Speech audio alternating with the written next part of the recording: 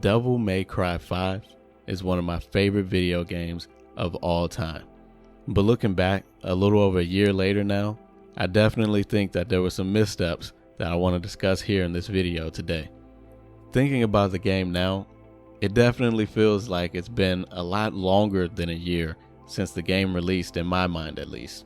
I mean, don't get me wrong, the game is still very memorable with its stylish, fast-paced, and fluid gameplay, and I still remember being wowed by its graphics and how much I enjoyed its story.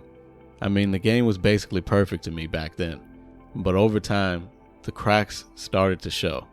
While they don't really take away from what was an amazing game, I think they do serve as a way to highlight some of the ways that this game could have been even better. And so to get started in this discussion, I think we should unpack one of the primary reasons that I think this game feels like a distant memory at times. This reason being the complete and utter lack of any DLC after the Bloody Palace update. I had high hopes that a Devil May Cry game released in 2019 would definitely have some DLC added to it, especially after finding out that so many fan favorite characters like Virgil, Trish, and Lady wouldn't be playable in the final release. So when I saw that Capcom had announced there wouldn't be any further DLC after the Bloody Palace update, I was left a little bit heartbroken and confused. For the most part, I can understand why the game only launched with 3 playable characters, which, to be fair, is a lot of characters in an action game. Most other action games only have 1 or 2 playable characters. The issue though is that this game is supposed to be the end of the Sons of Sparta storyline, and in a lot of ways, it's a send-off to Dante and Virgil. So it just feels kind of bad when this may potentially be the last time we even see Virgil in a Devil May Cry game and he's not even playable. I'm still holding out hope that Capcom's actual plan here is to release a definitive or special edition version of the game. And they have a history of re-releasing their games with updates and new content, not just for the Devil May Cry series, but even outside of it with games like Street Fighter. So while I would definitely prefer the DLC route where we get slowly drip content over the course of several months, I would still welcome an updated version being released, especially after waiting this long. And speaking of re-releases, they started porting the first 3 games onto the Switch almost immediately after the release of Devil May Cry 5. Now I'm all for more people getting to experience what this series has to offer, but I really hope that these ports didn't take away from potential opportunities with Devil May Cry 5. But for all I know, they had a second dev team working on it, and it didn't really interfere at all. It just would have been nice if they went out of their way to actually try and add some replayability into this game, which is something that I feel like it's really missing. Like, even if they had just added costume unlocks, for example, through DLC, or just if they were there at launch as unlocks in the game. I mean, Devil May Cry 3 had around 5 different costumes that you could unlock in that game, and they weren't color swaps like they are in this game. I don't really understand why Capcom decided to move away from unlocks like this in the Devil May Cry series, especially since they weren't planning on doing any DLC for the future of the game outside of the Bloody Palace update. And speaking of the Bloody Palace update, that was another area that I feel was pretty underwhelming when it comes to Devil May Cry 5. Now, while the Bloody Palace is a good fun mode that does add replayability for the hardcore fans, the problem is that the mode has barely seen any changes since Devil May Cry 4. It's still just 101 floors with a boss fight on every 20 floors. I would have really liked to have seen them change this formula up a bit, maybe even give us custom Bloody Palace stages where we can create our own floors and maybe even have an unlimited number of floors to set our own challenges up. Another cool idea would have been co-op in the Bloody Palace mode. I mean, they even found code in the game that referenced co-op in Bloody Palace, but for some reason we never actually got it in the full release or even as DLC later. I mean, I would have loved to have had either of these features in the Bloody Palace mode just to make things feel a bit more fresh. And it's just extra disappointing that this mode turned out this way because it was this game's only DLC.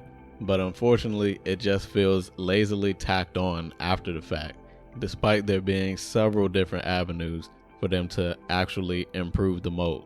It seemed like co-op in Bloody Palace was the logical choice, especially because of the Cameo system, which leads me to probably my biggest gripe with Devil May Cry 5, and it is the lack of co-op in the game. Beyond just the Bloody Palace, the entire game should have had a functional co-op system in place. Instead, what we got was the Cameo system. When they first announced it, it sounded like a legit co-op system, and I really had high hopes for this. I was so happy to hear that finally Devil May Cry was going to get co-op, and I was going to be able to show off all of my stylish combos, or lack thereof, to all of my friends who had bought the game, but instead the mode didn't end up functioning in that way. What we got was pretty much the shell of an actual co-op system, where most of the time you're either playing with recorded data from a player or a developer, with the occasional instance where you're actually matched in real time with a player. But even when you are matched with a real player, the problem is, in almost every stage where this is possible, you're separated from them and you don't actually fight alongside each other. Instead, you're looking at them fight somewhere off in the distance, and maybe you'll see them, maybe they'll see you, but that's about as far as the interaction goes. In the rare cases where you actually do get to fight alongside someone, you really see the potential of what could have been if the game had implemented a fully functional co-op system in every mission.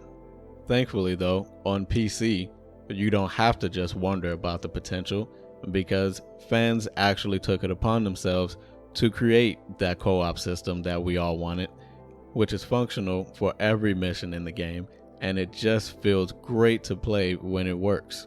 Now I say when it works because when I tried it, which admittedly was a while ago, it had a few issues, but overall it felt really good. So I don't understand why we ended up with the Cameo system instead of real co-op. Now maybe it's because they didn't have enough time and they had to cut some features in order to get the game out in the deadlines that they had set, but I would have gladly waited another couple months for the game's release if it meant we were going to get a full co-op mode for every mission, including even Bloody Palace. There's supposedly even references to an invite system in the game's code, which makes me think even more that they had to cut it for time restraints. I just hope that if the rumored special edition actually comes to fruition, we get that co-op mode we deserved from the beginning, especially for console players who never really got to experience its true potential. But who knows when this edition will even come out? For all I know, we'll have to wait until Devil May Cry 4 is also ported to the Switch before they decide to do anything else with Devil May Cry 5. But I really hope that we don't have to wait too much longer, because as I said at the start, I love Devil May Cry 5 and I would love to have a really good reason to come back and play more.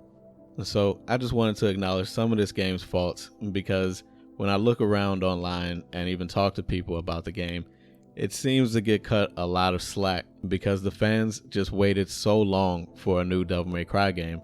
And while it is great, I think we need to acknowledge the things they got wrong so that maybe Capcom can fix them the next time around.